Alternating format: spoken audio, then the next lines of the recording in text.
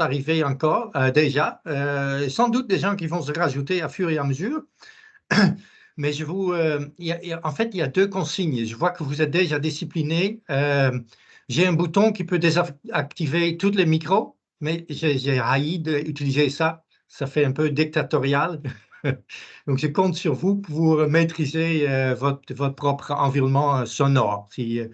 Vous pouvez les garder ouvertes, mais s'il y a des bruits un peu ambiants, je compte sur vous pour l'éteindre. Deuxièmement, pour la vue, je ne peux pas maîtriser, je ne sais pas si c'est déjà bien chez vous, mais il y a un bouton qui s'appelle affichage. Et puisqu'on est nombreux, je vous conseille de choisir le présentateur.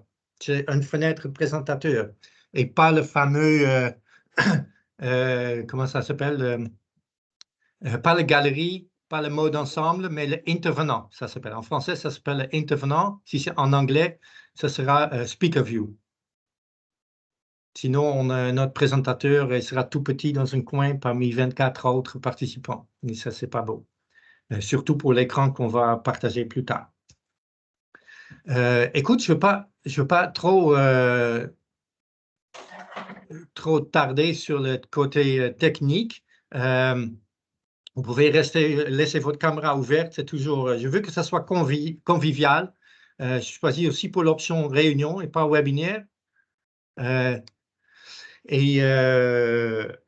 Écoute, bienvenue à toutes et tous à cette première session de la série des conférences sur la formation qui explorera les différents aspects de cyclisme utilitaire, en dehors des centres urbains de Montréal, bien entendu. Que vous soyez connectés, cela confirme votre engagement à soutenir la mobilité, la sécurité et l'autonomie des travailleurs. C'est bien sûr les travailleurs qui sont visés par le programme TED. Et pour cela, je tiens aussi à exprimer mon gratitude. Immigrants Québec et le gouvernement du Canada ont rendu tout ça possible. Donc, on est vraiment, vraiment content avec ça. Jusqu'à 11 heures, nous abordons la mécanique des vélos et des citoyens actifs, la mobilisation des citoyens. Le 27 février, nous expliquons un peu plus loin comment faciliter le cyclisme utilitaire. Et le 29 février, donc la semaine prochaine, nous traitons l'aspect culture et loisirs. Ça, c'est pour moi, c'est la cerise sur le sundae. Et dans quelques minutes, on aura le plaisir d'attendre M. Edmundo Ortiz qui nous parlera de l'importance de la sécurité physique du vélo. Il a gracieusement accepté d'animer la vidéo intitulée l'ABCDV de la sécurité vélo, qui est désormais disponible sur la chaîne YouTube. Je vais vous envoyer tous les liens après aussi, mais c'est important de distinguer deux différentes vidéos. Il y a un qui est sous-titré en français avec des en-têtes en français et on a mis un deuxième disponible qui est complètement en espagnol, avec des en-têtes en espagnol et sans tout sous-titres. Donc, à vous de choisir quel vous voulez utiliser pour votre clientèle. Pour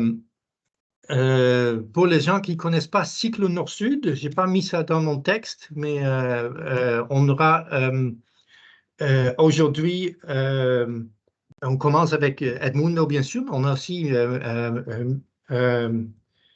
Nicolas Bélanger qui va nous expliquer un peu qu'est-ce que nous fait en tant que Cyclo Nord-Sud dans le projet TED.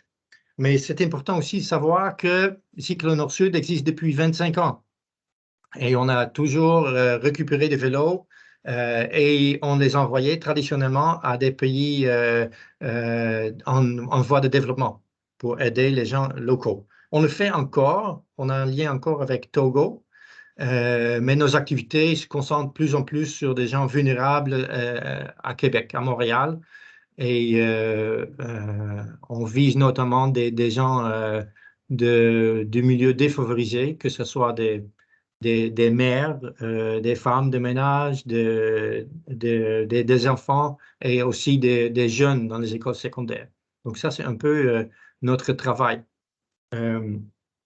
Sans plus tarder, je compte sur vous aussi de poser des questions quand vous voulez, sans abuser trop de temps de tout le monde, mais sentez-vous à l'aise de poser des questions. Et Écoute, sans tarder, je vais demander Mundo de prendre la parole et il a expliqué un peu notre projet vidéo. Bonjour à tous, je m'appelle Edmundo Ortiz, cycliste d'origine mexicaine, professionnel en mécanique de vélo, propriétaire d'un magasin de vélos et du très bon café de la Colombie, entrepreneur et musicien. Je suis honoré d'avoir contribué à la réalisation de ces vidéos conçues pour les travailleurs et ceux qui les soutiennent, afin que la sécurité de leurs déplacements ne soit pas compromise par des problèmes mécaniques. Dans ma pratique d'atelier et mes interactions avec les clients, j'ai malheureusement constaté trop souvent des erreurs potentiellement fatales causées par le manque de connaissances en matière de mécanique vélo. Alors que nous sommes habitués à faire vérifier nos voitures par des professionnels pour assurer leur sécurité, il est tout aussi crucial de s'assurer que nos vélos sont en bon fonctionnement. C'est pourquoi cette vidéo représente un outil d'autovérification essentiel. Il sera disponible dès aujourd'hui, que les vélos soient fournis par Cyclonor Sud ou acquis par les travailleurs. Il est primordial que chacun puisse s'assurer de son bon fonctionnement pour des déplacements en toute sécurité. Alors, je ne sais pas si vous avez des questions. Sinon, je vais continuer. Et puis, c'est ça. Ben, c'est très important. Oui. Oui, je voulais savoir, Edmundo, comment tu peux peut-être aller un peu en détail aussi. Tout le monde peut voir la vidéo, donc on ne voulait pas prendre le temps de la conférence pour montrer une vidéo complète qui est déjà sur YouTube. Ça sera un peu redondant et perdre notre temps. Mais tu m'as fortement impressionné en expliquant quel type d'erreur que tu avais vu dans ton pratique quotidienne. Tu sais, ça m'a vraiment touché et je voulais surtout épargner des travailleurs d'avoir ce type d'accident. Je pense notamment à la guidon qui était détaché ou le roue. Donc peut-être tu peux juste puiser dans tes expériences et expliquer dresser une situation que tu as vécue, quoi. Oui, bien sûr. Ben, quand un cycliste arrive dans ma boutique, on offre toujours les services de gonfler les pneus gratuitement pour n'importe qui, n'importe quand. Et à ce moment, moi et mes travailleurs, j'ai donné la consigne de vérifier les points de sécurité. Et puis, ben, moi, ça fait à peu près 14 ans que je fais ça. Et j'ai constaté que très souvent, très souvent, les roues ne sont pas bien serrées. La déclenche rapide, c'est vraiment comme l'erreur les plus commune. Les gens ne savent pas comment ça fonctionne. Alors, je prends le temps d'expliquer parce que ça peut être vraiment fatal. J'ai déjà entendu des histoires, des accidents très graves parce que la roue avant s'est décrochée. Et puis, ben, on prend le temps, ça prend juste quelques minutes, juste vérifier que les deux roues soient bien serrées, vérifier que le guidon est bien serré. Une fois j'embarquais dans son vélo, je descendais une pente et puis à ce moment, je vais passer la vérification. Et en descendant la pente, avec une bosse sur les chemins, avec l'impact, le guidon, il s'est relâché. Puis j'ai failli me péter la face. Alors, il y a quelques petites vérifications à faire, que les pneus sont en bon état, que les roues sont bien serrées, que les freins fonctionnent. Tout ça prend vraiment 1 minute, 2 minutes, gros max.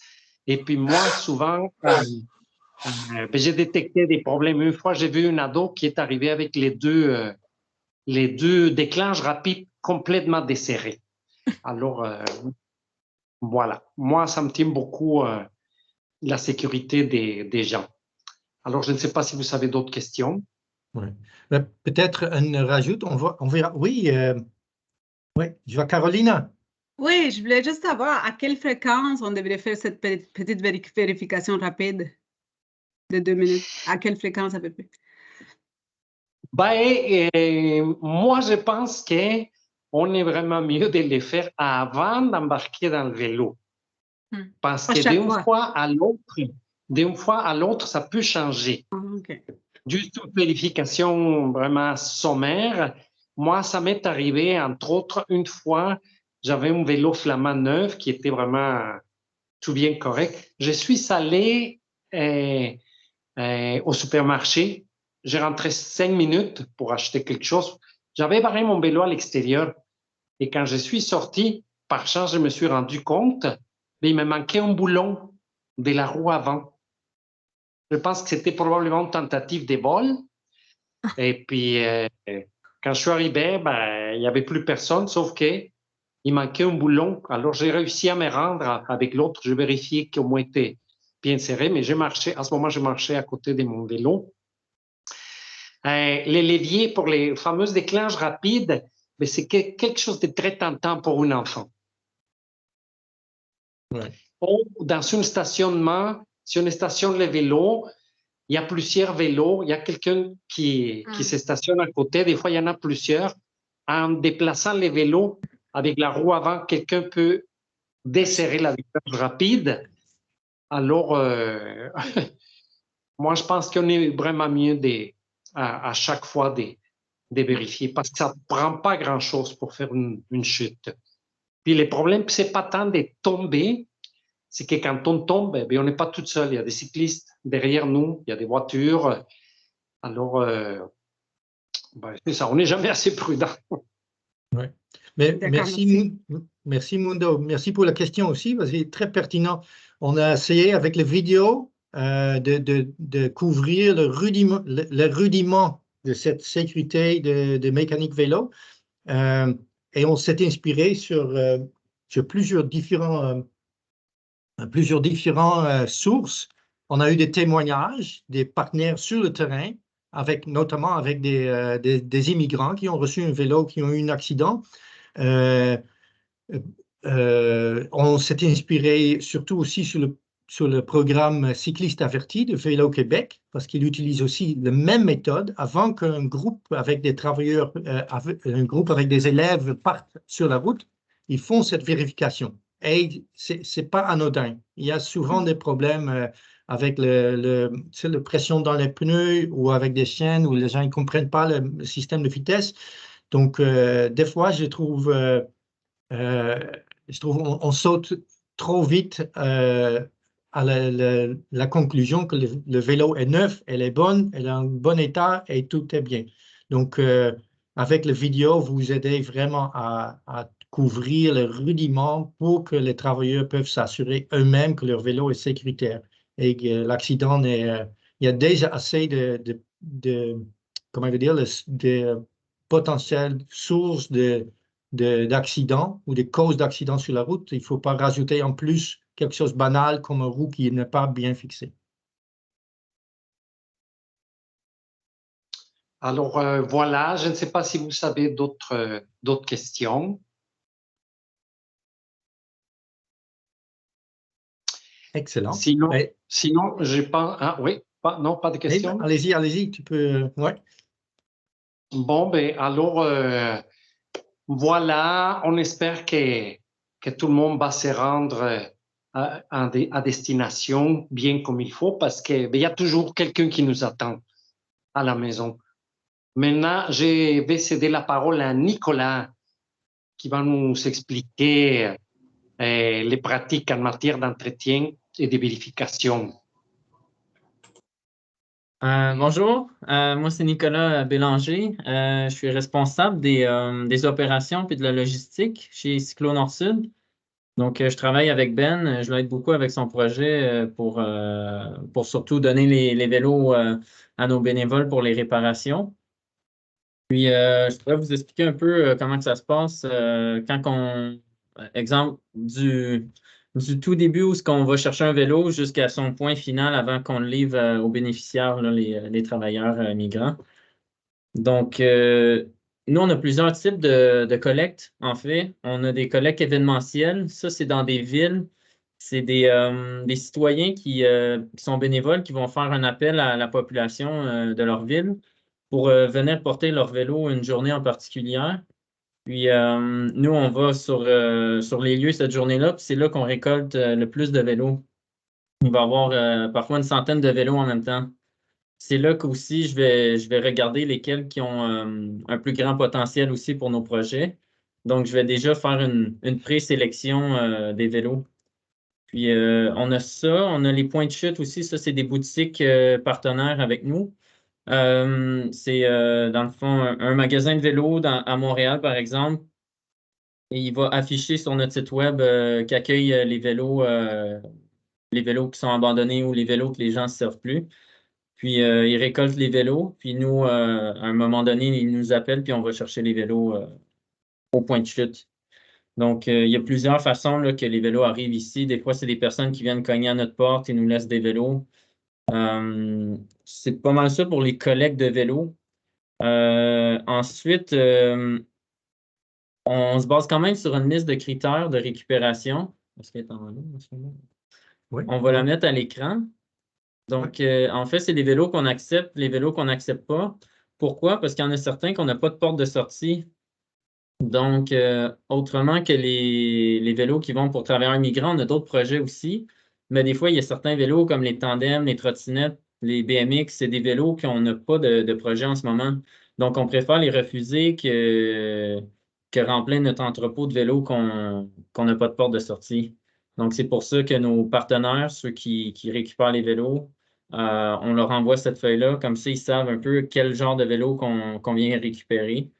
Puis, on a déjà une sélection qui est faite à ce moment-là pour trouver les vélos adéquats, là. Qu'est-ce qu'on cherche à faire aussi, c'est trouver les vélos qui sont dans le meilleur état possible, qui nécessitent le moins de réparation possible. Parce que si on prendrait juste des vélos rouillés, par exemple, mais on n'aurait pas la capacité de réparer autant de vélos pour nos projets aussi. Puis c'est plus simple pour les bénévoles de réparer un vélo qui demande moins de temps aussi. Donc, c'est important de bien sélectionner les vélos avant, au tout départ, pour pas justement passer, exemple, tu sais, certains vélos vont demander une heure de travail, puis d'autres, ça peut aller jusqu'à 5-6 heures, dépendamment s'il y a des pièces qui sont figées dans la rouille et tout. Donc, c'est pour ça qu'on évite les vélos qui ont 6 heures de temps à mettre dessus. Aussi, dans la sélection des vélos, on va préférer les vélos de marque, donc des marques plus haut de gamme, pas nécessairement des vélos à 1000 $, mais juste un vélo, par exemple, je vous nomme des marques connues là, comme Specialized, Giant, Norco. C'est des marques de vélos qui se vendent dans des boutiques de vélos.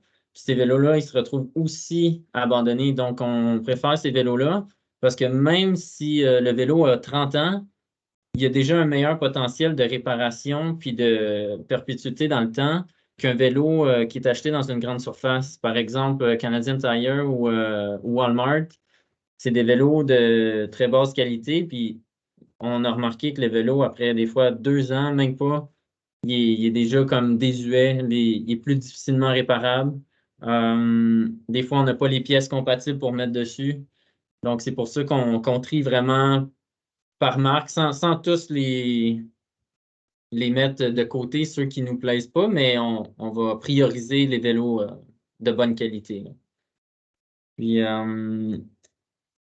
aussi que je pourrais vous parler, c'est nous, on se concentre surtout sur la sécurité, comme disait Mundo aussi. Donc, les freins, il faut que les freins soient rapidement réparables. On va mettre des réflecteurs pour que le vélo soit sécuritaire. Exemple, le travailleur, quand il revient le soir ou s'il part tôt le matin, au moins, il y a toujours des réflecteurs sur le vélo qui vont avertir les véhicules qu'il y a un vélo. Puis en plus, cette année, quand on a livré les vélos, on a fourni un kit de lumière. Donc ça, c'est encore plus visible qu'un réflecteur parce que la lumière, on peut la mettre en mode, exemple, qui flash ou c'est ça, que l'intensité est plus forte, donc c'est encore mieux pour la sécurité des bénéficiaires là, qui utilisent le vélo. Est-ce que je peux poser une question? Oui. Est-ce que les travailleurs qui n'ont pas un vélo qui vient de chez nous, qui n'a pas de réflecteur, et s'ils s'exposent aussi à des contraventions policières? Oui, ça a été populaire, ben populaire. Ça fait quelques années de ça. Les policiers ne regardaient pas trop ça avant, mais je pense que ça fait 5-6 ans. Il y a eu une année là, que la police elle a vraiment renforcé comment on peut dire, les contraventions sur les réflecteurs sur les vélos. Puis c'était surtout, c'était très intense à Montréal, mais même moi, je viens de la banlieue, de Mirabel. Puis j'ai une boutique avec mes parents, puis on l'a ressenti jusque-là. Tu sais, que même si on était en banlieue ou que des fois la police est moins stricte, si on veut, sur les vélos par rapport à Montréal, il y avait quand même des contraventions qui étaient données pour les gens qui n'avaient pas de réflecteurs sur leur vélo. C'est vraiment si on veut, une campagne policière là, pour vraiment augmenter la sécurité des vélos. Sachant qu'il y a beaucoup d'accidents de la route par année, là, des vélos avec des véhicules là, qui ne se partagent pas bien la route, là, il y a une dualité. Mais donc, c'est important, nous, on met les réflecteurs autant pour point de vue légal, mais point de vue sécuritaire aussi pour le travailleur. Puis aussi, un autre critère dans les vélos qu'on sélectionne, on va sélectionner des vélos 26 pouces. On parle, c'est la grandeur des roues. 26 pouces ou 700, qui est des vélos qu'on appelle hybrides là, urbains. Puis on essaie de viser des pneus qui sont plus larges. Parce qu'étant donné que sur les fermes, par exemple, les terrains sont un peu accidentés, par exemple, ou qu'il n'y a pas nécessairement d'asphalte, mais c'est beaucoup plus facile de se déplacer avec un pneu qui est plus large avec des crampons qu'un vélo qui a des pneus minces avec un guidon courbé de route, par exemple. Ça, on essaie d'éviter parce que ça va juste pas nuire, mais ça ne sera pas aussi facile pour le travailleur de se déplacer. Puis ça apporte aussi une stabilité, donc une sécurité là, avec le vélo. Sinon, je peux vous montrer une feuille qu'on utilise qui est une fiche de vérification. Chaque vélo a sa fiche de vérification que le bénévole veut utiliser pour réparer le vélo. Donc, on va l'afficher à l'écran. C'est tous les critères qu'on doit vérifier sur chaque vélo pour vérifier que les freins sont corrects, la transmission, donc tout ce qui est dérailleur, changement de vitesse, les roues, est-ce qu'elles sont bien serrées, est-ce qu'elles sont croches, voilées. On a mis justement les réflecteurs dans cette liste-là. Est-ce que la tige de sel est figée ou la potence? La potence, c'est qu'est-ce qui tient le guidon. Si c'est figé, on essaie de le décoincer ou sinon on va discarter le vélo, on va le sortir de notre lot de distribution parce que c'est dommage de recevoir un vélo puis qu'on ne peut même pas l'ajuster à notre taille aussi. Donc, on s'assure que ces pièces-là soient défigées, puis on va même mettre beaucoup de graisse là, pour être sûr que ça dure quelques années là, sans que la rouille ressaisisse les deux pièces ensemble. Qu'est-ce que je pourrais ajouter? On a reçu dans le passé des pièces neuves exemple, Sport Expert l'an dernier. Donc, c'était plein de pièces neuves, puis on les utilise pour la réparation des vélos. Donc, les vélos qu'on distribue, ils ont beau avoir 30 ans, mais on met des bonnes pièces de qualité pour que le vélo puisse durer encore 10 ans, par exemple. Puis si l'entretien est bien fait, mais un vélo, ça n'a pas vraiment d'espérance de vie. Le cadre, il peut durer 50 ans, 60 ans. C'est vraiment de l'entretenir, d'éviter qu'il y ait du calcium dessus. Exemple, l'hiver, c'est qu'est-ce qui est le plus dommageable pour un vélo. Parce que le calcium va venir vraiment, comme sur une voiture, là, il va y avoir de la corrosion qui va se créer, les pièces, ils vont figer. Donc, c'est un vélo qui est utilisé l'été, là, ben, les 3 saisons, il va durer beaucoup plus longtemps qu'un vélo 4 saisons ou un vélo d'hiver. Puis, on va mettre aussi des câbles, exemple, les câbles de frein vitesse.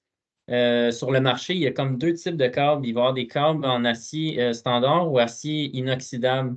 On préfère choisir ceux-là. Sont double du prix, mais pour la différence de longévité, on préfère choisir en acier inoxydable parce que le câble, il va durer beaucoup plus longtemps dans le temps. Si on met un câble en acier régulier, un vélo qui reste dehors quelques jours à la pluie, mais déjà le câble, il va commencer à avoir de la corrosion à l'intérieur. Donc, on préfère choisir un câble qui dure plus longtemps, là. Puis aussi, sur la liste, on le voit en bas, mais chaque vélo que les bénévoles réparent, ils vont être vérifiés 2 à 3 fois. Donc, si un bénévole ne se sent pas à l'aise de faire quelques points, il va le passer à un bénévole qui va prendre le vélo ensuite, puis qui va s'occuper de répondre à tous les points qui n'ont pas été répondus.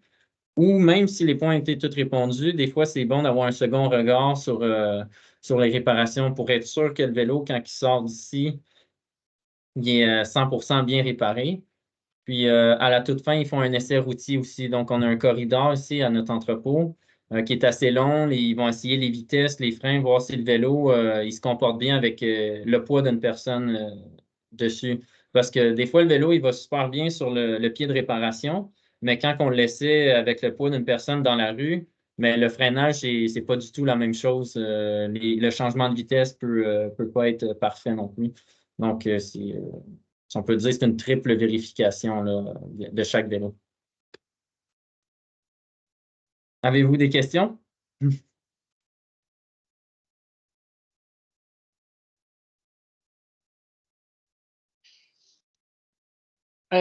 j'ai Oui. un commentaire. Je trouve que dans le temps, les vélos se faisaient avec des pièces de meilleure qualité.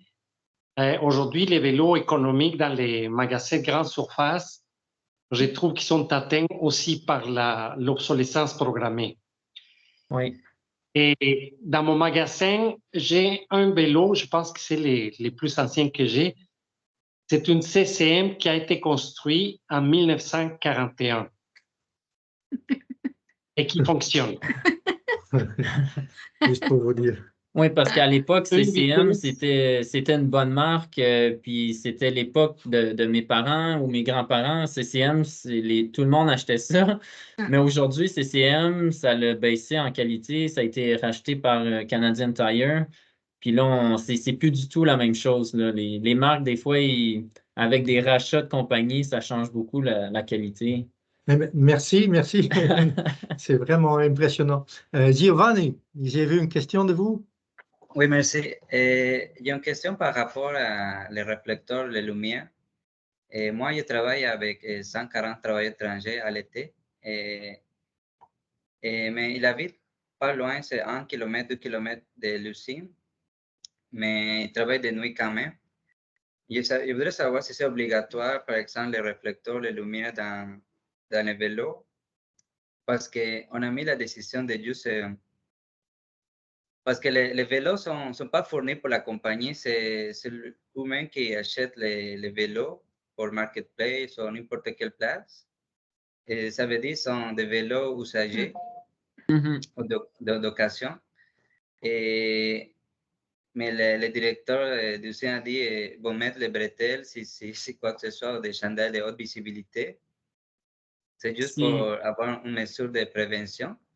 Est-ce que ça règle le problème ou c'est vraiment d'acheter des lumières Ben, je dirais que ça réglerait le problème de sécurité dans le sens qu'avec une veste qui réfléchit là, comme une veste de travailleur, c'est sûr que au moins la personne est visible, mais je peux pas m'avancer savoir si la police va quand même donner une contravention. Mais comme j'expliquais tantôt, les policiers sont beaucoup plus stricts à Montréal qu'en région. Mais c'est pas impossible qu'ils donnent une contravention. Je sais pas quoi. Il faut juste pas prendre de risques, quoi, c'est ça. Oui, c'est ça. Parce que ça serait gênant pour un travailleur qui ne connaisse pas le règlement de sécurité de la route, qui se fait confronter avec une contravention, qui ne peuvent pas payer ou qui a la misère à payer.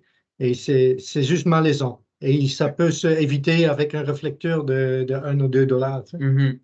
Oui, on peut poser la question directement à la police, mais c'est mieux d'avoir la prévention. Okay. Puis, sur un vélo, il y a plusieurs réflecteurs. Il y en a un à l'avant, un blanc, un à l'arrière. Souvent, c'est après la tige de sel, le poteau de sel, qui est rouge. Puis, il va en avoir dans chaque roue, puis parfois sur les pédales. C'est sûr que pour être 100% légal, c'est de tous les avoir. Mais si vous voulez, exemple, en acheter pour au moins sécuriser le vélo, le plus important, c'est à l'avant et à l'arrière. Ensuite, les roues, puis après les pédales. Les pédales, c'est le moins important. Mais le plus important, c'est lui à l'arrière parce que la voiture, elle va voir la personne devant elle. Puis à l'avant, quand il y a des sens doubles, là, donc on voit la personne arriver. Donc, je dirais réflecteur blanc à l'avant, rouge à l'arrière, c'est vraiment les plus importants. C'est blanc en avant et rouge à l'arrière, c'est ça? Oui, c'est ça. Ouais. Merci. Si vous me permettez, parce que je vois l'heure filer, on a encore un présentateur. Merci beaucoup, Nicolas. C'est très Ça fait gentil. plaisir. Nous attendrons maintenant, si vous voulez, Edmundo, tu peux revenir avec la question peut-être après, mais je vais d'abord donner la voix à M. Pascal Priori, c'est un expert de mobilisation citoyenne en faveur de la transition socio-écologique.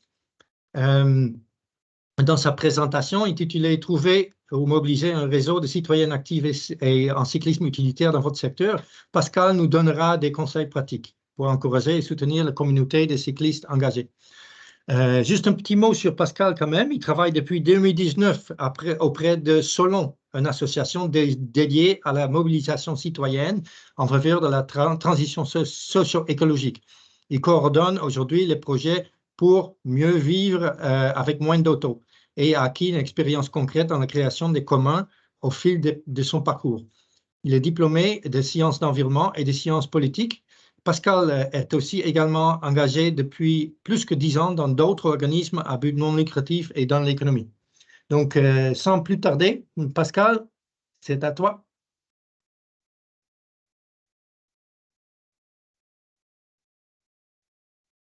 Ouvrez ton microphone. Évidemment, bonjour tout le monde, merci de l'invitation. Donc, je vais partager mon écran tout de suite. Est-ce que vous voyez mon écran? Oui, non oui, je pense que c'est ton écran qu'on voit là, mais c'est le. Ah, ok, pardon. On voit ton fenêtre okay. Teams, quoi. Oui, c'est ça, j'ai partagé la mauvaise, évidemment. Je peux le partager aussi si tu as de la difficulté. C'est bon. Est-ce que là, c'est. Oui, maintenant bon on est là. Ouais. Parfait. Je m'excuse aussi parce que malheureusement aujourd'hui il y a des travaux autour de moi, donc j'espère que ça ne va pas gêner ma présentation. Donc je vais essayer de faire ça bref.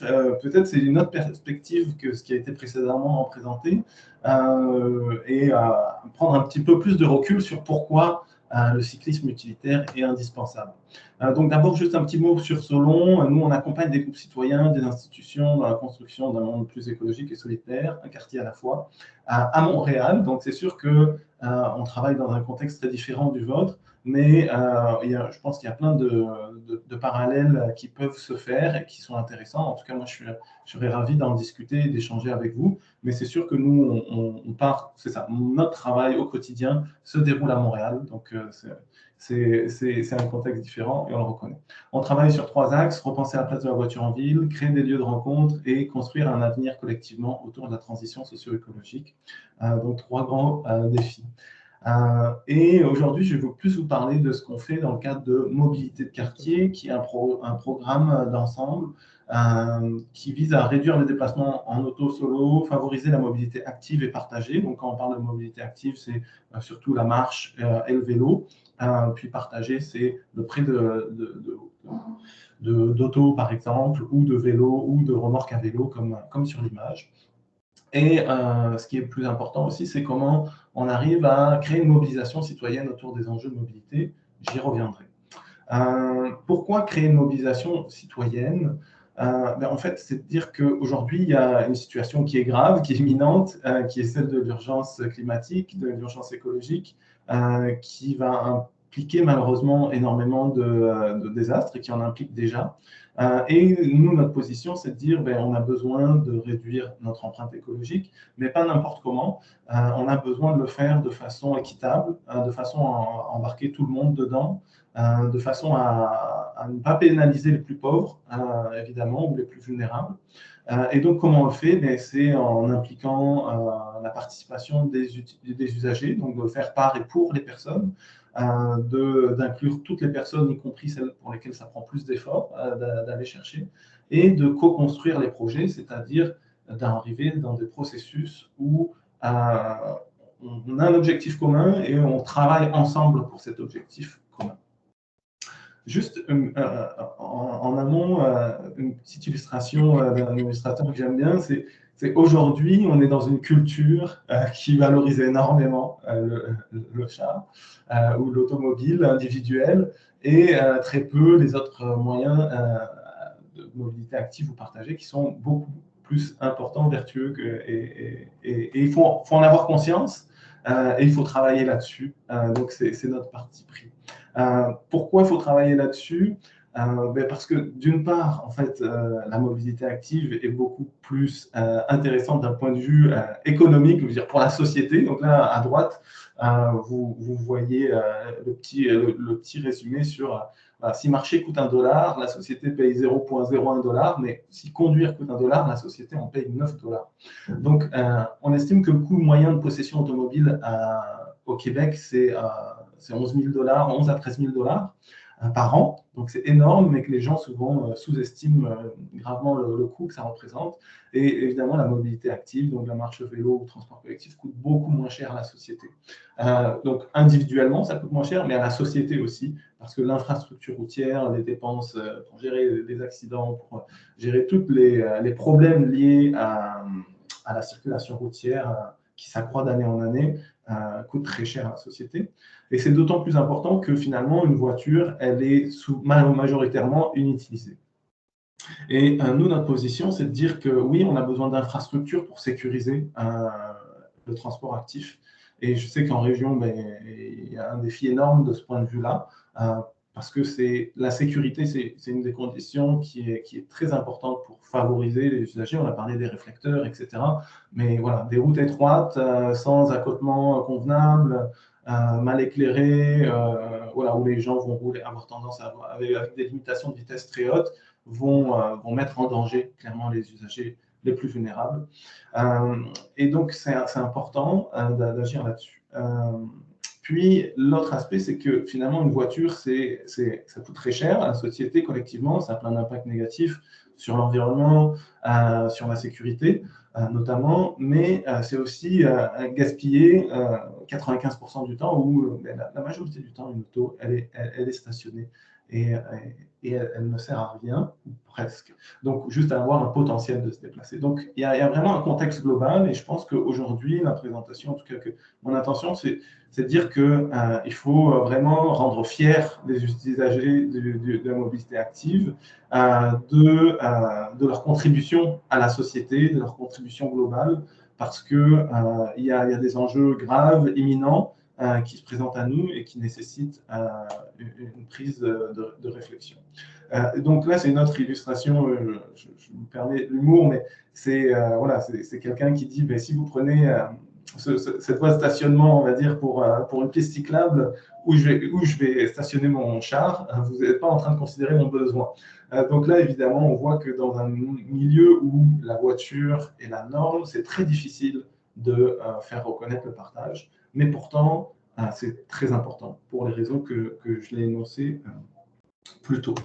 Donc, comment on fait ça? Donc, nous, on travaille vraiment sur l'aspect qu'on appelle la mobilisation. La mobilisation, pour nous, c'est comment on embarque les personnes dans la compréhension des enjeux, dans se dire que ces personnes ont un rôle à jouer, donc pour comment elles peuvent changer ses habitudes, ses comportements au quotidien, et comment ensuite s'engager à porter le changement et comment ils peuvent être porteurs de changement. Donc, je pense qu'aujourd'hui, toutes et tous autour de la table, on est dans une logique où on s'engage à porter un changement, à faire évoluer les pratiques pour aider les travailleurs étrangers temporaires, pour aider la mobilité active en région, pour répondre à des besoins très concrets de personnes qui n'ont pas beaucoup de solutions. Mais que les autres étapes sont super importantes et que finalement, chaque étape doit s'adresse au niveau de compréhension du public. Où est-ce que les personnes sont rendues par rapport à leur compréhension des enjeux? Est-ce qu'ils ne comprennent rien ou est-ce qu'ils sont déjà convaincus mais ils n'ont jamais rien fait? Ou est-ce qu'ils comprennent, mais peut-être éventuellement, en les amenant à participer à des activités, à se faire s'impliquer, ils pourraient, eux, s'engager éventuellement ou par leur participation, rayonner et transformer les habitudes de leur milieu, de leurs voisins, de leur famille, etc. Donc, comment ça se concrétise et pourquoi c'est important? Là, c'est une petite slide qui l'explique, mais vraiment, faire connaître et informer, c'est de démontrer ce qui se passe sur le terrain, démontrer les besoins. Donc, juste peut-être au sein de vos communautés, démontrer qu'il y a un vrai besoin pour les travailleurs sur les fermes de se déplacer. Les gens ne sont pas conscients dans la communauté. Ça, je suis assez convaincu que ce besoin existe là, qu'il y a besoin de démontrer les bénéfices individuels et collectifs, comme je l'ai fait très brièvement, et qu'il y a un besoin aussi de susciter l'envie de contribuer, d'outiller, de dire, regardez, il y a des ressources, voici comment faire. Et ensuite, il y a un besoin de faire participer, comment on rassemble les personnes et les réseaux les plus pertinents. Il y a plein d'acteurs partout au Québec qui s'intéressent à ces enjeux, il y a plein d'expertises, il y a plein de bonne volonté, mais aujourd'hui, ces gens ne sont pas forcément rassemblés autour d'une vision de transformer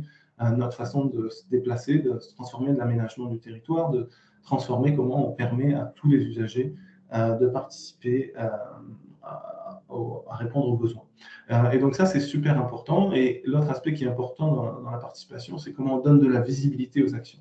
Et des fois, j'ai l'habitude de dire que oui, organiser un événement avec tous les partenaires est super important et déterminant, mais comment on parle de cet événement va être tout aussi important. Comment on dit, mais regarde, aujourd'hui, il y a une coalition d'acteurs qui se mobilisent pour favoriser cette mobilité parce que c'est important. Il y a eu un événement, il y a eu des activités, voici une présentation, voici des choses qui se passent, voici de l'expertise qui existe, c'est super important. Donc, il ne faut vraiment pas négliger à la fois les événements en tant que tels, les rassemblements, mais aussi en parler.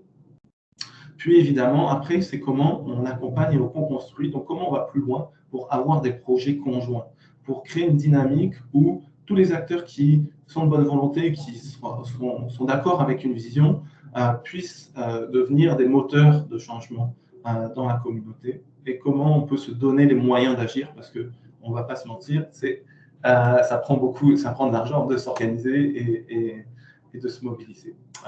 Donc juste pour vous donner quelques exemples très rapides sur comment on fait cette mobilisation, on va faire une diffusion d'informations, des infolettres, de formation, de projection, d'ateliers, de participer aux instances de concertation qui peuvent exister dans les municipalités, au niveau des MRC par exemple.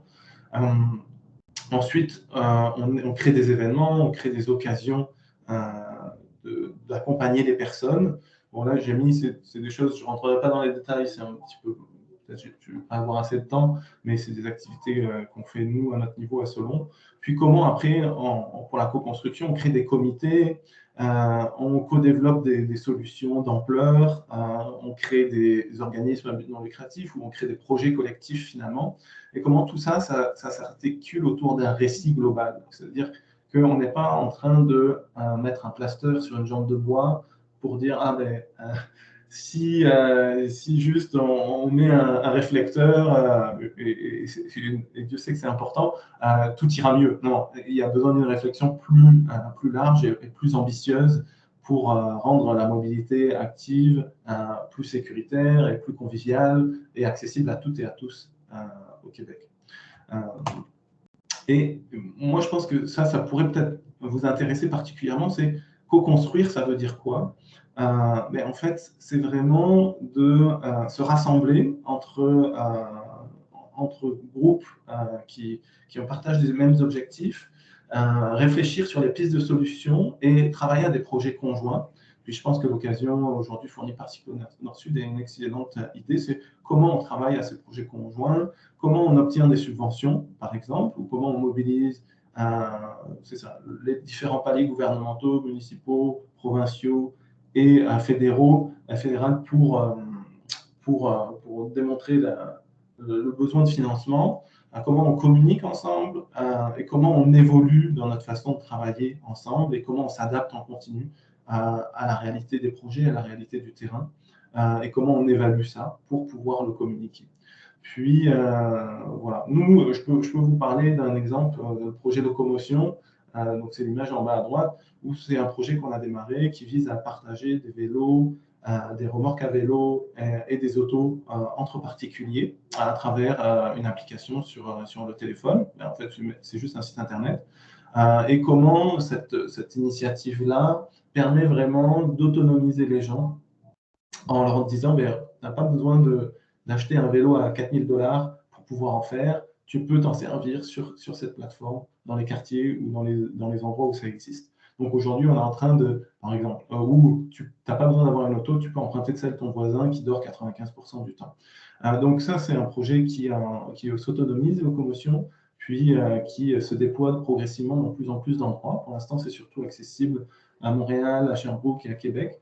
Mais si c'est quelque chose qui vous intéresserait éventuellement, je pourrais vous mettre en contact avec mes collègues qui travaillent là-dessus. Puis, vraiment, pourquoi c'est important de construire une communauté d'intérêt capable de se mobiliser et de favoriser le soutien des projets de mobilité durable? C'est parce que ça va débloquer en fait des solutions par la suite.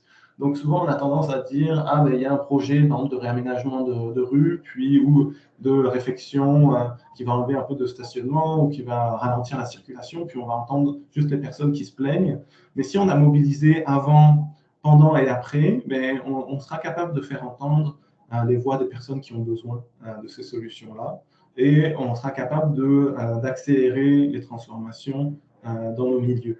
Donc, c'est vraiment à la fois une condition nécessaire, la mobilisation, et à la fois une condition de réussite des changements, par exemple sur les infrastructures. Puis, de mobiliser, voilà, ça favorise le soutien des projets de mobilité durable. Ça aussi, ça renforce le sentiment d'appartenance à la communauté, ça, il ne faut pas négliger. C'est-à-dire, qu'est-ce qui fait qu'on est fier d'habiter où on habite, qu'est-ce qui fait qu'on est fier d'occuper le territoire de la façon dont on le fait. C'est parce qu'on a des projets collectifs, parce qu'on a des liens de confiance avec des organismes, avec des citoyens, avec nos voisins. Et c'est ça qui nous donne envie de nous impliquer aussi. Donc, cet aspect social, de créer des liens de confiance, est super important. Puis, j'en suis sûr que vous travaillez déjà dans cette approche. Bon, ça, c'est juste quelques résultats de notre démarche, mais pour dire que nous, on arrive à accompagner beaucoup de projets, à attirer beaucoup de participants partout à Montréal. Et donc, on pense qu'on a en tout cas une façon de fonctionner qui est très adaptative et très dans la co-construction pas à pas des initiatives pour répondre aux besoins locaux qui démontrent sa pertinence. Donc voilà, j'espère qu'éventuellement il y aura un monument pour les cyclistes et les héros cyclistes qui sont aujourd'hui là pour la thématique du jour, les travailleurs étrangers temporaires ou permanents, mais que leur contribution à cette culture de la mobilité durable puisse être reconnue et valorisée éventuellement. Merci à vous, puis n'hésitez pas si vous avez des questions.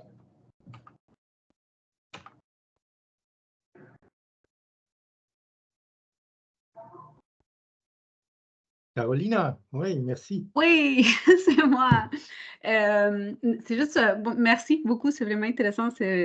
J'adore l'organisme. Je voulais savoir si vous avez des projets plus en région. Nous, on est dans les Laurentides, puis souvent, on va se trouver avec les travailleurs étrangers qui arrivent avec des gens au travail, mais son logement, il n'est pas vraiment à côté de son emploi.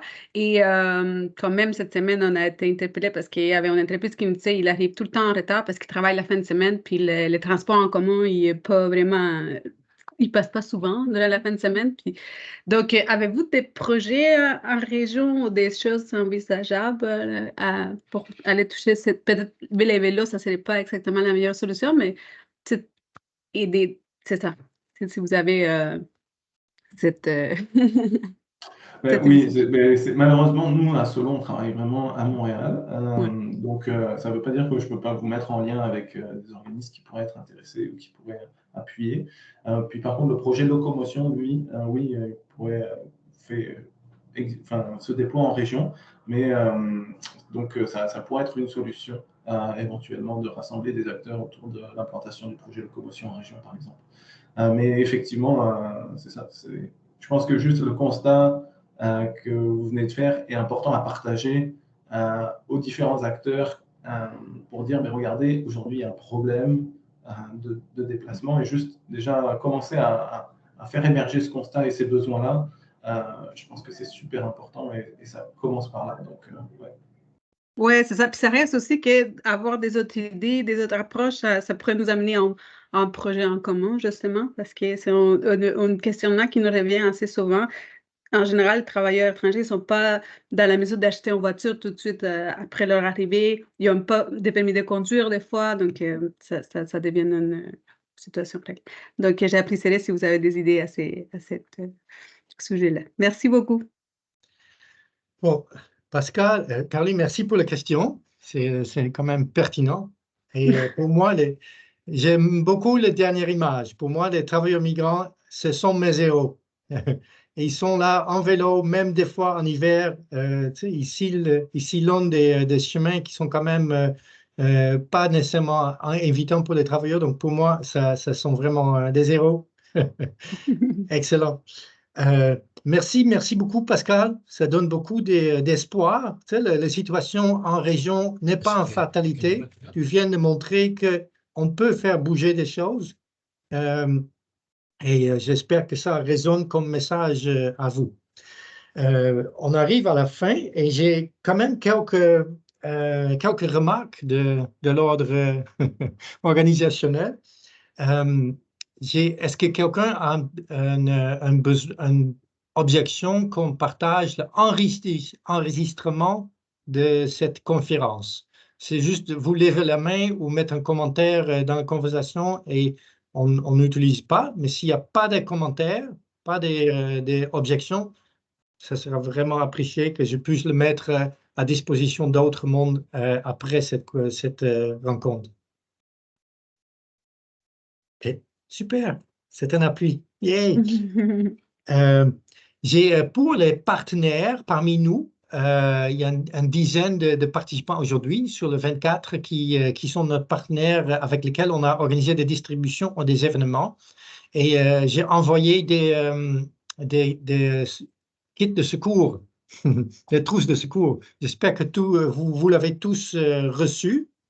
Il y a des outils, il y a des pièces de rechange, il y a des câbles, des chambres d'air, et aussi, ça ce que je voulais vous montrer en complément, il y avait 7 livres là-dedans, de Stijn van Oosteren.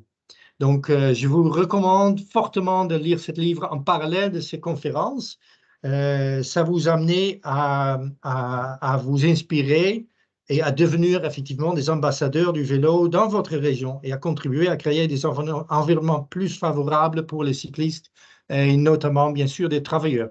C'est ça le dominateur commun de notre ensemble. Le 27 mars, la semaine prochaine, on aura le 2e dans la série de 3 qui va porter sur des sujets de vélo sympathique, de mouvement vélo sympathique et effectivement de vivre en ville, la communauté dans laquelle vous êtes situé. Est-ce que vous avez des questions en général sur l'ensemble des choses? Avant que je termine, je vous dis d'emblée que je vais envoyer tous les liens et toutes les diapositives après cette réunion à tous les participants. Est-ce que ça vous avait plu? Est-ce que ça vous avait inspiré? Est-ce que vous avez des conseils à me donner? Non? Excellent. Ben, c'est vraiment bien alors. Donc, à ce moment-là, je vais clore. Et il neige à Montréal, donc soyez prudents, peu importe le moyen que vous utilisez dans votre déplacement, mais soyez prudents et rendez-vous chez vous de façon sécuritaire. Merci beaucoup. Merci. À mardi, j'espère. Oui. Merci. Merci, bye bye. Merci Merci beaucoup. beaucoup. Merci, à la prochaine. Merci. Merci beaucoup. Hasta la vista. Bye. Merci. Excellent.